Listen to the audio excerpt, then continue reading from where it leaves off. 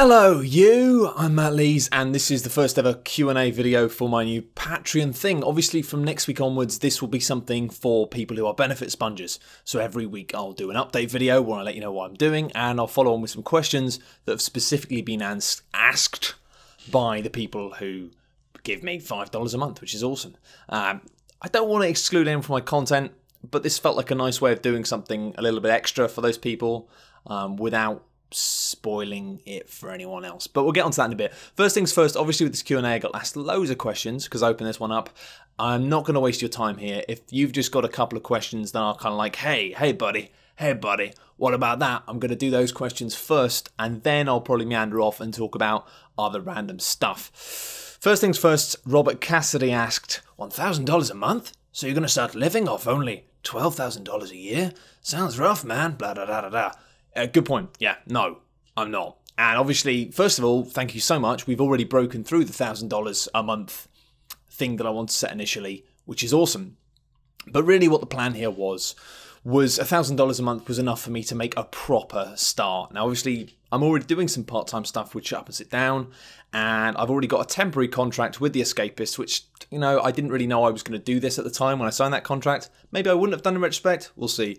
But that's not about games, that's for something else, so hopefully there shouldn't be any conflict there. But no, really, $1,000 a month was the amount of money that I thought, you know what, if I do that, then I can afford to spend at least 2 or 3 days a week really spending time making cool stuff for YouTube and really kind of put the time and effort I needed into it rather than me having to desperately try and squeeze it between working freelance and just ending up making stuff that drained me or just wasn't very good.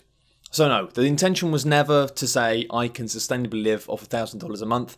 That was me going, that's enough to make a start.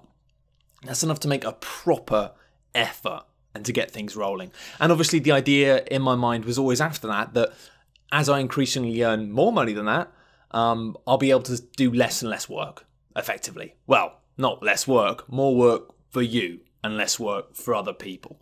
And to be honest, I'm already, with the amount of money that's been pledged, I'm already quite close to the point at which I don't really have to take on any other work. I'll have enough cash coming in just from the Patreon, Shut Up and Sit Down, and yeah, and temporarily from the Escapist thing. That will be me absolutely fine. And maybe it might get to the point where after the Escapist stuff, I've got enough coming in from the Patreon to just not have to get any more part-time work and completely focus on that. So no, I've tried to be transparent about that because I'm not some crazy loon who's like, I'm going to live on £400 a month. No, as it is, it's good, but it's not the only thing I'm working on. It's important that you know that. However, if the number does increase, there will come a point where it will be like, yeah, it's the only thing I'm working on. Apart from Shut Up and Sit Down, because I don't want to stop doing that because I love board games and I love working with those guys. Anyway, secondly, Mr. Reziarkos, I think I said your name right. People on the internet with their funny names. He says, I'm not sure how I feel about gated content. I know it's nice to be able to justify the donation of money, but in a way it's holding some of your bigger fans hostage. No. Really need to clarify this. A few people have assumed that because I'm saying to people, hey, do you fancy giving me £3 a month? It's basically, somebody pointed out, it's the equivalent of basically buying me a pint once a month. So if you like my work enough to buy me a pint, you could do that. That would be awesome. Nothing will be gated. The big thing here is I don't want anybody to feel like any of my content is going to be exclusively available. And that's the reason why this is going to be the only thing that's really exclusively available to people who decide to pledge $5 a month. Just the time to be able to get a sneak peek into what I'm working on, get a sneak peek into the creative process, but also ask me in-depth questions and get proper answers. You know, I do reply to people on Twitter when they ask me questions whenever I can, because, you know, I don't want to be a dick. But at least in this, it means if people have a really specific question, I can actually give you a really specific, proper answer. Apart from that, all my video will be available to everyone. And another one, Cats and Fails, asks, I will pay for your more abridged videos, Matt. Will you continue them? Now, yes, I will. This has been a really difficult one, I'll be honest, because one of the major issues I've had when trying to deal with people and getting freelance work is everybody really just wants that. Everybody wants abridged videos. Everyone wants that stuff. And it's very intense work to make. And it's very stressful. And I don't mind making them. I enjoy making them. But I also like to do other things. So this is why the Patreon solution is kind of awesome. Because I know that the people who are probably going to be willing to pay for my content will be the people who don't just like that stuff. They like other stuff. However, you know, if you do subscribe and you just want abridged videos and you get to a point where you go, well, I want more, do abridged videos every week, well, you know, maybe don't subscribe, because I don't want to get into that habit. I don't want to promise things that I can't necessarily deliver, and I don't want to get into the habit of having people subscribing simply because they like one of the things I do. The idea is if you like generally a good spread of things that I do, or maybe if you like one thing and you're happy that you might not get that thing every week, go for it. But I don't want to lead people on with that and be like, yeah, give me money, I'll make you tons and tons of those things. Because, you know, they're exhausting. They take a hell of a lot of energy to make. And I don't want to overpromise on that front. And you know what? With the abridged videos, it's, to be completely candid, it's a really tricky one, because, you know, those are one of the things I do that are worth money. They're worth a lot of money. And they're things that I've had a bunch of companies already about E3 approaching me saying, you know, we'll pay you a ton of money to do these abridged videos for us. And I think, frankly, having already broken my Patreon amount, I think that would be a really irresponsible and dishonest thing to do. I think if I was to just continue to make content I wanted to make, and then on the side do the abridged videos for somebody else's channel and, you know, using the traditional model, get paid for those things, personally I feel like that would be off. But we'll have to see. I mean, if you guys really feel otherwise and you wouldn't care if the abridged videos were appearing elsewhere and I was getting paid for them, then by all means let me know. But personally, I don't feel comfortable with that. So it will probably mean that, yes, abridged videos will continue. They'll be on this channel and they'll be without adverts, which may mean getting millions of hits and just sort of going, oh, that doesn't matter. But yeah, I think that wouldn't be cool personally. And I think I'm probably going to have to go with my gut on this one. And that does mean, you know, taking a big hit where there could be some money. But it's an important part of what I'm doing, so I think that's just going to be the way it's going to be. But yeah, you'll get them. I don't know how many, and I don't know when exactly. But yeah, of course, you'll get that stuff. And finally, for the important questions, really, fuck you asks, would this become kind of your job then? Yes, pretty much. This goes back to what Robert Cassidy was asking in terms of the $1,000 a month thing. Yeah, I mean, obviously $1,000 a month isn't enough for me to sustainably live. Full disclosure, I live in London. You know, London's not the cheapest place in the world to live. And you could say, well, Matt, move out of London, go and live somewhere cheaper, and then you can do it for $1,000 a month. And, you know, yeah, I probably could, but I'm quite embedded here, you know? This is where my friends are, this is where my girlfriend is. I live in London, it's my life. And whilst I don't think I'll live in London forever, the idea of having to really just completely move my life somewhere else, just so I could be more sustainable with less money, it's obviously something that I'd like to do on paper, but it's not that simple, and it's quite a major task. And I think doing so would probably make me quite unhappy, because I'd be away from my friends and away from my girlfriend. And I found in the past that when I'm happy, I don't make good content. So for now, yes. But would this become my job? Absolutely. I mean, what we've just been talking about, I'm already so close on my Patreon page to a point at which I'm kind of on the fence now, in the fact that I've got some part-time work with Shut Up and Sit Down. I've got a part-time temporary gig doing some stuff for The Escapist. And before I put this Patreon up, I was on the verge of signing a contract for another piece of part-time work with a company. And I had a couple of companies lined up. But I kind of realized, I'm like, well, look, if you do this, Matt, then you're not going to have any time. That's your time gone. And money would be fine. I'd be getting paid, but that would be all of my weekly time, really. And maybe I'd have a day free. And I kind of thought, well, if I'm just making videos one day a week and doing the stuff I really want to do one day a week, that's not bad, but I'm not really going to be able to keep up the kind of quantity that you guys like. And yeah, I mean, and a lot of questions came in about the quantity of videos I'm going to produce using this Patreon. Not going to put a number down. I'm not going to put a number down. I'd like to, in a weird way, because I feel like that's the most honest and transparent way of doing it. But I feel like doing so would be really silly for a variety of reasons. I think that, generally speaking, like if I put down a number and say I'm going to definitely make 10 videos a month or definitely make 20 a month, then that becomes a kind of unnecessary number that I have to hit, and it means I stop thinking about quality and start thinking about numbers. And I'm just trying to escape that whole game generally of having to worry about numbers, be it hits or be it the quantity of work being produced. I think, you know, admittedly, as with the whole of this Patreon thing, it all comes down to trust. You're going to have to just trust me that I'm not going to screw you over, and that I will spend a really good amount of my time every week thinking of good things to do and creating good things. And you know what? I'm not going to lie, there'll be quiet weeks. I'm a very up and down person. Some weeks I'm on fire and I just make tons of good stuff and it's all amazing. And other weeks I'm just not really feeling it and I can't get my head in gear, and maybe I make maybe one good thing or maybe something that's all right. And it's just how, I think it's how most creative people tend to function. So I really wouldn't want to have to create any kind of structure that doesn't need to be there. But to be absolutely clear on this, that was always the way I worked at Video Gamer. I mean, it was kind of crazy that it allowed me to do that, but generally speaking, they just let me do whatever I want. Nobody was telling me I had to make videos. Nobody was saying, hey Matt, you haven't made a video for 2 days, what are you doing? They basically just left me alone, and all of the stuff I produced at Video Gamer was the result of me being left alone without any real kind of aims or deadlines or anything. And obviously later on aims and things started to appear, and that's when it kind of got like, not difficult, but I kind of realized that maybe the longevity of that system working there within the traditional media system maybe wasn't as strong as I'd hoped it could be.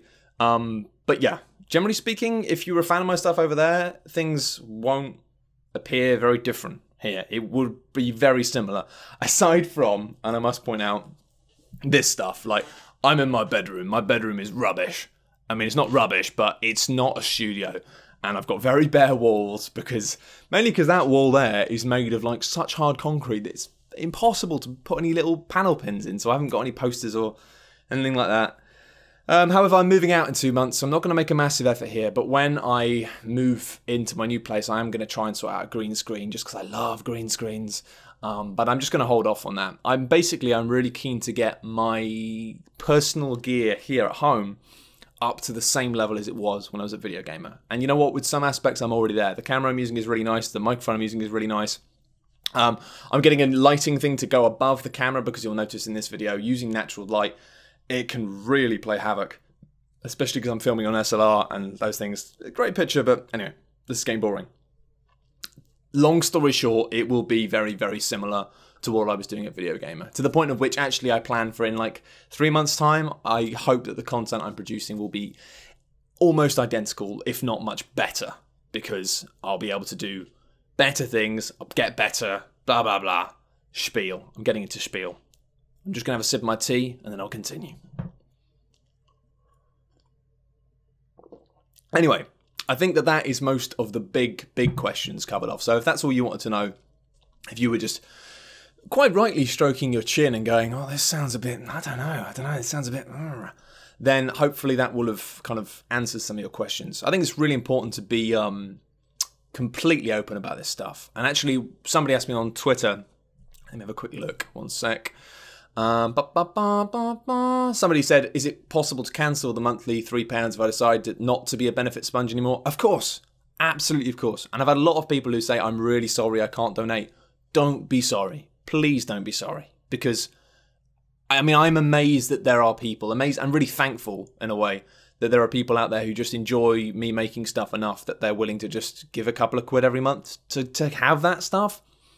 And I mean, it's kind of gives me a great amount of faith in people, because I've always tried to create content just because it's good, and I've always tried to really avoid any cynical practices, and I've always believed that good content will come out on top, and that whilst in the short term websites and media and YouTubers who use cynical tactics, they appear to be the ones who are winning, and I always thought, no, like that can't be the only way. And I've always tried to just respect my viewers and respect the people who watch my work or read my work, and I'm really pleased that hasn't proven to be incredibly stupid. So if you can't afford, don't worry about it. Like, I still am so happy that you just come and watch my stuff and like my stuff and share my stuff. I don't want anyone to feel like they're being excluded somehow because they can't afford this, because this is ludicrous, you know? The people who can afford a couple of quid to fund this, to fund my work just because they like it, that's amazing. Like, that's amazing. But don't feel bad if you can't, because seriously, like, that's fine. It's absolutely fine. The whole thing is silly in the first place. Now, anyway, I've got a bunch of questions here, so I'm going to start rolling through some of the other ones. Okay. Phil Reynolds asks, have you ever sat on the loo playing a game or reading a book or a magazine for so long that your legs went dead? Yes. I used to do this with Advance Wars on the Game Boy Advance. And I used to do it in my first job, and I used to take toilet breaks probably far more regularly than any man needed the toilet. May have contributed to the fact that eventually I was let go from that job, because frankly I wasn't very good at it. Anyway. Elijah Parker asks... Oh, come on, Hyperlink, get out of the way. That's a good question. If so, what are your aims to do with this vlog? Will you be taking suggestions from any patrons? Will you do live streams along with a YouTube channel? Now, live streaming is something I talked a little bit in the update video that I posted the other day. Not entirely sure where I'm at with live streaming. I need to think about it more, but I'll come back to talk about that in a bit because some people had some really awesome ideas regarding Pantsman, etc. What are my aims with a vlog? That's really open, to be honest. The main thing I want to do with the vlog is make sure that it is very much a stream of consciousness. I don't want to edit it. I don't want to edit it at all. I want it to just be literally me candidly talking about stuff. Occasionally I might have to make cuts if something goes wrong, but generally speaking, I really want it to be an open dialogue. I kind of want it to feel like, because it's for the people who are paying for my work, I want it to feel like almost like it won't be on Monday mornings. I think Thursdays are a good day, but I want it to be a kind of weekly update. Like you sit down with your boss and they ask you how you're getting on and you tell them what you're working on, you tell them what you're doing, you answer questions. I want it to be a bit like that, but obviously quite informal. Having just talked about not wanting to edit videos, there was a cut there because my camera had to start a new file. Anyway, will I be taking suggestions from patrons? Not directly, but I do listen. And already, like, some people have had some really useful feedback and really useful thoughts, especially in terms of the live streaming stuff and the Pantsman stuff, about how I handle that. So I won't be taking suggestions directly, and I definitely don't want that to be sold as part of what you're getting. I don't want you to feel like you're going to get an input into my work, because that would kind of spoil the whole point, really, of like, hey, Matt, we're fun, you just do what you want to do. Yeah, as long as you do what we want. But already, like, I do read suggestions and I do take suggestions on board, and there have been some really good ideas, some of which I am going to do. So if you have a funny idea for a video, let me know, and yeah, I might make it. And if I do, then that was your idea, well done. Like, but people have suggested, I can't remember who it was, somebody on the YouTube things already talked about doing a kind of Don Matrick reviewing Xbox games. Sorry, I can't remember your name off the top of the head. But yeah, kind of almost being snarky about it now that he's left and going, oh, look at this crap. I like that idea, and I might well use that, to be honest. So yeah, don't think that I'm not listening, because I often am.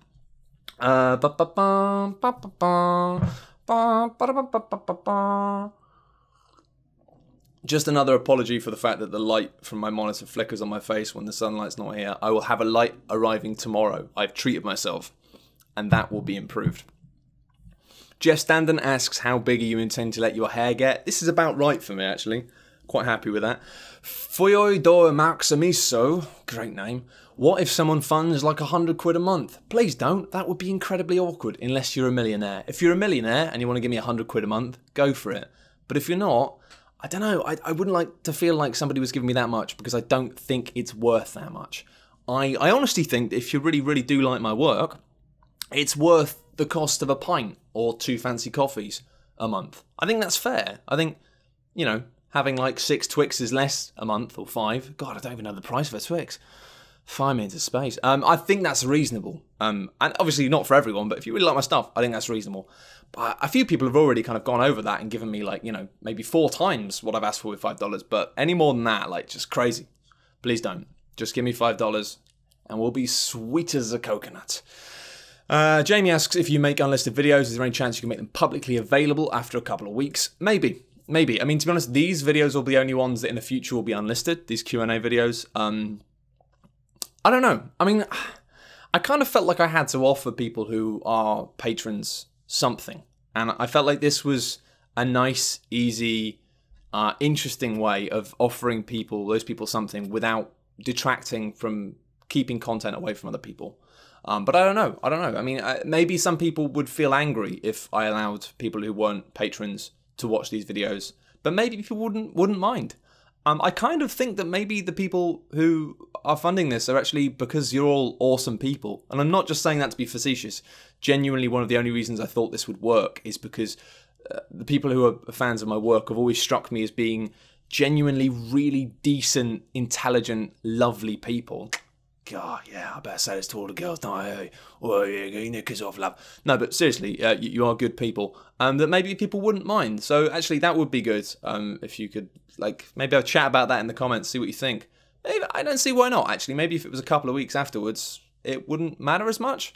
We'll see. I don't want to promise on that one because I kind of feel like it would be promising something that isn't mine to offer, if you know what I mean. I've already given that to somebody else, and I can't now be like, oh, can I have that back? It's like asking for a birthday present back and then giving it to somebody else. No. Niall Pudding asks, in terms of the question, have you ever been interested in working on the development side of the games industry? Yes, sort of, but no. I'm always very aware when I'm talking about games that I'm very good at deconstructing games in terms of how they feel to play and in terms of how the mechanics impact players, how they make us feel and how they change the way we play. But in terms of an understanding of how they're actually put into a game and how they're done, I don't know.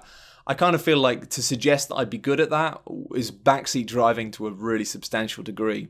Maybe at some point, though, it seems like the whole coding game is changing and you don't need to be as skilled in order to, at coding in order to get into game design. Possibly. It kind of feels like a sliding doors thing. It feels like now I've kind of made my bed with this, but never say never. I mean, maybe in the future I might, work with games production in some way. That could be really cool, but I don't know. It's a kind of a crazy one. He also asked, were there any other careers that I were interested in but turned down for games journalism? To be honest, I was super lucky in the fact that I got straight into games straight out of uni. I was really lucky with that. It wasn't a games journalism job. I worked in market research first, and then I worked in PR for a while. I was actually a PR for Call of Duty and Guitar Hero, back when they were still exciting and not totally shit, although obviously the totally shit thing did start to occur when I was still working on them, but that's not my fault. And then I basically quit that to go and I got a job at OXM because I thought I really wanted to give it a punt. It was always something I really wanted to do, but it was never something I thought I could do. And I'd done it for fun on the side. I'd kept up games writing and reviewing games for small sites, unpaid stuff, just because it was fun. I never assumed I'd be able to do it as a job, and I'm still amazed that I am, really. So I was really lucky in the fact that I managed to get a job, though, just before the recession really hit, and just managed to pretty consistently stay in employment.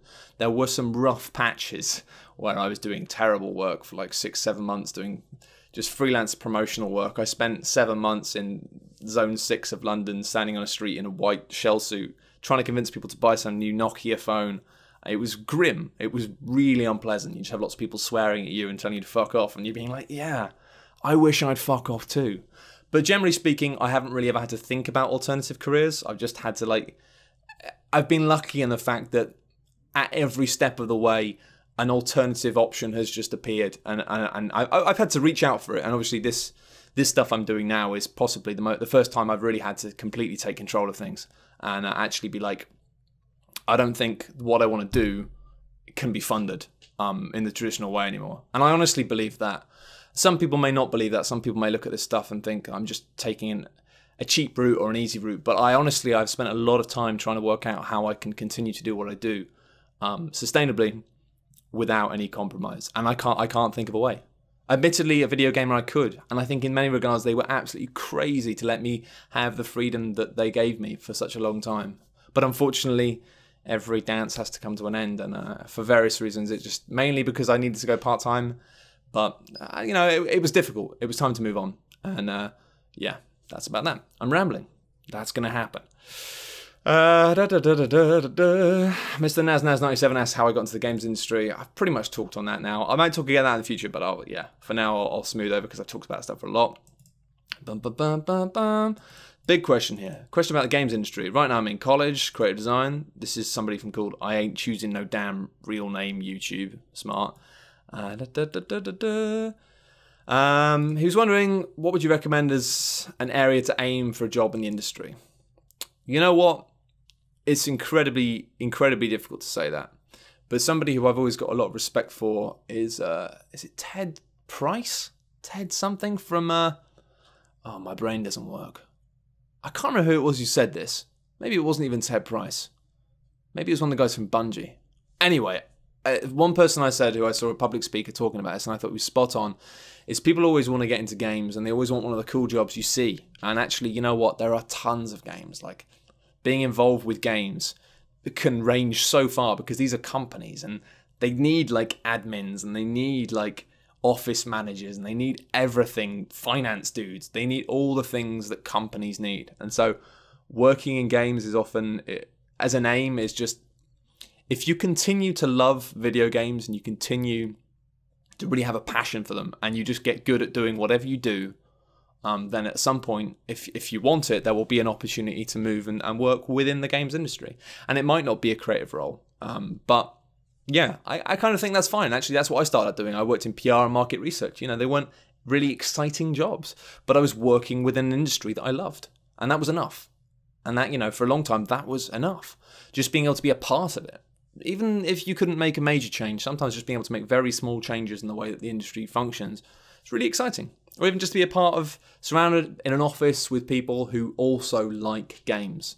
Sometimes that's enough, you know. Working in the industry isn't always as exciting as it seems. And sometimes, yeah. So, I don't know. But if you want to do the creative stuff, if you want to do stuff like I do now, like making videos, just start. Like, you'll be crap for about 6 years. I say this all the time. Like, you'll be shit. But just start doing it. Just practice. You'll never get better unless you practice. So just, you know, be inspired by the things you like. Feel free to rip them off slightly, but try and make it different, try and make it new, but just do it. Like, because so many people sit around and go, oh, I always wanted to do that, but I never did. Forget it. Get a cheap camera. Start making stuff. It will be crap, but you will improve. Jamie Meisner, what editing software do you use? Easy, Premiere. I like the Creative Suite. Milo Keeble, if I back you on Patreon, will there be more videos of you in a dress? Almost definitely. I should point out, I usually wear a dress for a bunch of things, for Shut Up and Sit Down. There is a reason for that. I like dressing up as a woman for the purposes of comedy because my granddad was a pantomime dame for most of his life. Every year he would be in a pantomime. And he was a huge guy. He was like 6'5", really built. I'm not actually genetically related to him, which may surprise you, but he was bulky. But yeah, he was a brilliant pantomime dame. And yeah, he died, unfortunately, about, I think, 15 years ago. But I miss him a lot and I think about him a lot. And he was a very funny and entertaining man. So I find that every time I dress up as a woman or wear a dress and do something funny, I feel like in a weird way that's me carrying on the family tradition. So I guess it sounds kind of weird, but that's really important to me. Rodpad asks, what the bloody hell are those boxes on the wall? Those boxes on the wall are my speakers. They are speakers, part of the 5.1. And that's a little Boba Fett plushie, and that's a penguin. That's the Penguin of Doom, I think. So yeah, a lot of people really freaked out by what those things would be. They're nothing that dangerous. I'll briefly talk about the Pantsman stuff because I was reading a lot of the comments on last video and people basically were making some really good points about how Pantsman 2 Pants Harder is going to happen, and it will happen. We are going to do Pantsman. Well, that's the problem. I am going to do Pantsman. Obviously, I don't work with those guys anymore, so I can't get them involved. They're a long way away. Trying to work out how to do that is tricky. Because, as people say, a lot of the thing about Pantsman was the audience interaction. If it's just me streaming, that's going to be hard because I'm going to have less time to read out questions, less time to chat with people.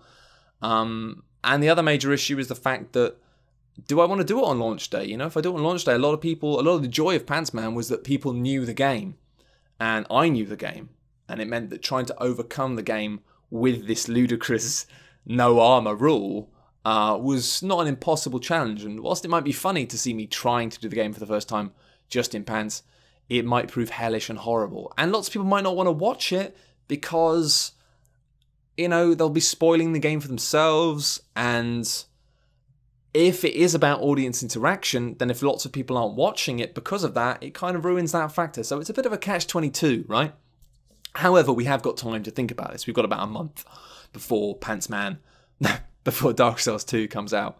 So we've got time to think about it, but it's something I am thinking about a lot. The options in my mind at the moment are, currently, either I just play through Dark Souls normally, then I'll probably make a big video critique about what I think about it as a whole game, and then after that, maybe a month afterwards when everyone's played it, I could start Pantsman, start streaming, maybe get a friend to come in and sit next to me so we can have some banter.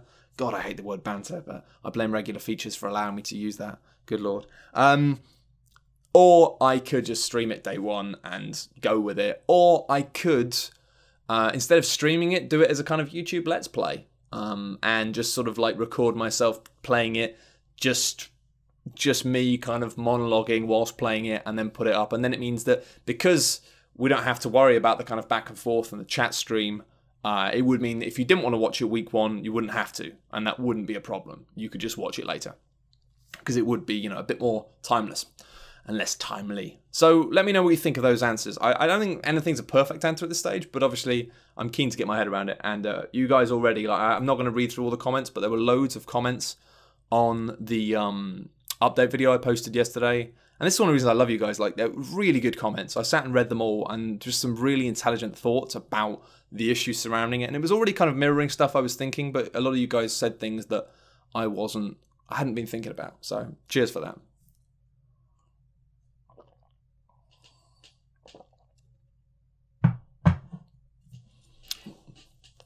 Question from Laine Weiss, I think. On Twitter, you said that funding lessens the need to worry about content ID claims and such. I recall a while back, is it a way around stuff? Basically, yeah, that might not have been clear in my video. What I mean by that stuff is it means that if we get a video taken down because of a content ID claim, if I get a video taken down, removed from the channel or anything like that because of a content ID claim, that's still a problem. You know, content not existing, that's still a problem.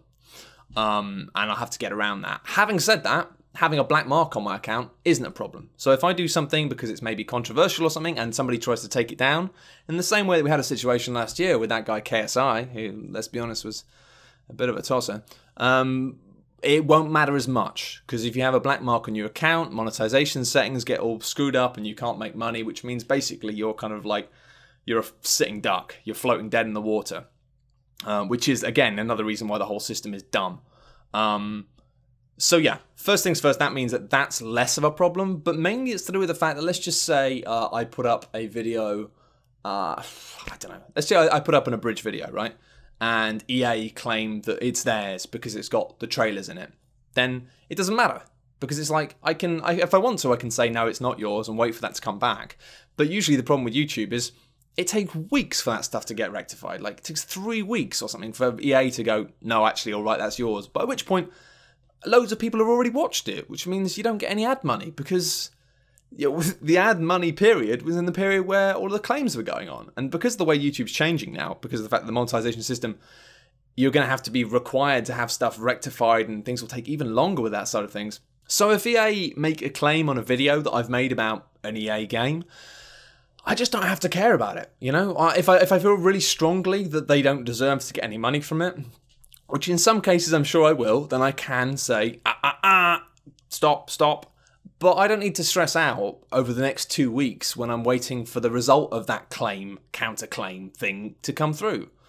I've already been paid to make the videos. So effectively it means if somebody else claims copyright over my video and says, oh, we're getting all the ad money from that, I can kind of be a bit zen about it, you know? And maybe some people will disagree with this, and maybe some people will go, well, no, you shouldn't, because you're allowing somebody else to take something that isn't theirs and profit on it. And, you know, I agree with that. I think that's wrong. But with the current YouTube system, we don't have any control over that. It is something that is wrong and something that I really vehemently disagree with. But what can we do? Like, I don't even have a contact at Google. I don't even have someone I can email and say, what the hell? So for now, it kind of feels like, no offense, Google, but fuck you guys. I'm just not going to deal with you. I'm going to do it my own way. So hopefully that clarifies the whole situation with copyright claims. It's quite simple. It's basically just like, if somebody else claims my content, whatever, I don't care. Which, I don't know, some people might feel like that's a weird attitude to take, but it feels like, I don't know, it feels like the only way to deal with it from my perspective. Now, I was going to spend a bunch of time going through all the questions on Twitter as well, but I've already rambled on for probably long enough. And to be honest, most of the questions that you guys asked on Twitter have probably already been covered by these initial ones, at least the really important questions anyway. The final important question I should answer, however, is, one moment, I just gotta find it. Chris Higgins, not really a question here, but he says, actually no, that's the wrong one, sorry, Chris Higgins. You just asked me something about Twixes, which was funny, but it wasn't really a question. As with Will Porter, who just said, will you show us your cock and balls? No. The question was from Matthew Keneally. I hope I pronounced your name right there, sir. What's your long-term goal? Now, it says, is it deliver news to fans using crowdfunding or video on demand? Now, I'm just going to answer the first question, really. What's your long-term goal? And that's a really tough question. I guess something that you guys need to know, and sorry, this should have been a question I answered earlier in the video at the start, really, because it is important. Apologies for getting. I don't know.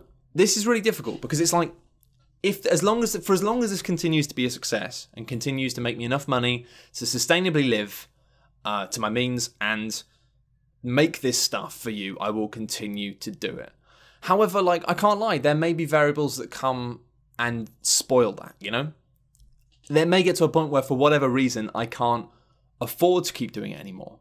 You know, if I have kids in the next few years and suddenly I'm like, oh, I can't afford to do this, I'm going to need to get a proper job, then admittedly, I'm probably going to have to stop doing it. I think one of the advantages of this, though, is rather than it being a Kickstarter, where I kind of feel like you've paid for something forever, because it is a monthly thing, I think if I have to stop doing it for whatever reason, I will give you guys a good heads up, almost like notice from a landlord, so that you can then choose that, you know, if I give you 2 months notice, for example, then if you choose you want to end your funding and not pay for the last month, that's fine. That's completely cool. And hopefully that will be acceptable. It's difficult because it is like, you know, it's a subscription and I will keep it going for as long as I'm able to, but I can't lie, you know, life is strange. Like life can throw you a fucking dog in the spokes of your bike. It doesn't mean anything. I guess the other factor that may play a part is it may be that something else comes up that I need to do. And that's also going to be another factor. For example, like obviously I did a little work with Charlie Brooker last year, and I've kind of tried to shape my life in a way now that, so if they do get in touch with me and want me to do some more TV comedy writing, just little bits, because I didn't do much, I did some tiny bits, but that was great fun. Obviously, you know, it's not really about the money in that case, it's just about getting to work with somebody like Charlie Brooker is huge for someone like me. I've been a huge fan of his work forever. So if something did come up, a big project like that, and this is all like pie in the sky stuff, and I don't think anything like that would happen. But for full clarity, if that did happen, and I found myself in a position where I wasn't really able to commit the same time for a period of maybe a month, because these things are temporary, I'd have to inform you that as well. And if I had to say to you for a month, guys, my video output this month is going to be a lot lower than usual, then obviously again, I'd completely understand if you chose to end your Patreon, you know, that would be fine. So I guess all I can say on that matter with long-term stuff is I will do my utmost best to be completely transparent with you guys and completely honest about what's happening and give you kind of a heads up if anything's going to change. I guess the final thing that could happen would be, because obviously the whole point of this is I don't want to aim to be famous and I don't want to aim to be a traditional YouTuber, because I kind of feel like the content that promotes and the content you need to create to get there and the type of person you need to be and all the shit you have to deal with just for the sake of earning a bit of money from doing what you're doing, it just feels wrong, it feels stupid. And so that's why I'm not trying to, it's important that you guys know that I'm not trying to use this as a way of you funding me becoming a YouTube star. That's absolutely not what's happening. I don't want you to basically give me money so I can then go off and make millions of megabucks on YouTube. And part of that means that I don't have to try and make content that I believe is the sort of content that will appeal to large groups of people. Because I don't think, generally speaking, my content and videos are super mainstream. I think they are a bit weird, and I like that. However, I could be wrong. And if it does get to a point where suddenly my YouTube channel explodes and I'm getting like consistently very large amounts of views on my videos, then I would feel really dishonest if I continue the Patreon thing. Because if, without me adapting my content in any way, I ended up being one of the things that I wanted to avoid being anyway, I can't really escape that. I can't be like, well, no, actually, YouTube, can you take 90,000 of those subscribers away and can you get rid of them? Thanks. Can you stop my videos getting these large amount of views? I can't do that. That would just be the way it was going to be. And so at that point, I think I would close the Patreon thing. And, you know, I don't know. It would feel really dishonest if I was able to be comfortably living off of YouTube advertising money without making any compromises. The compromise I have an issue with here. So I kind of feel like if I could do that, and I still wouldn't do anything with sponsors, I think that stuff is bullshit. But if I could live just off the adverts, then I think I probably should, because I would feel then that I would be draining you for no reason. So that's the final thing that's probably really important to make kind of 100% clear. And hopefully you guys will kind of agree on that and feel cool about that, because I just feel like it would be wrong if I was if I was already making, if I had a way of doing what I was doing without making money, because that's why we're here, right? Yeah, I honestly believe that there isn't another way, and I'm so excited that you guys can see that and you guys are on board with this because of that. But if it suddenly became clear there was another way, I think not choosing to use that way and continuing to take your money every month would be pretty dishonest. So I think I've kind of covered all of the ways in which this might not be forever. Otherwise, you suckers are paying for me till I'm dead and grey and in a box. No, but seriously, thank you very much. Anyway, this has been huge. So if you have watched this far, then congratulations. I'm going to go and eat a Twix. Bye!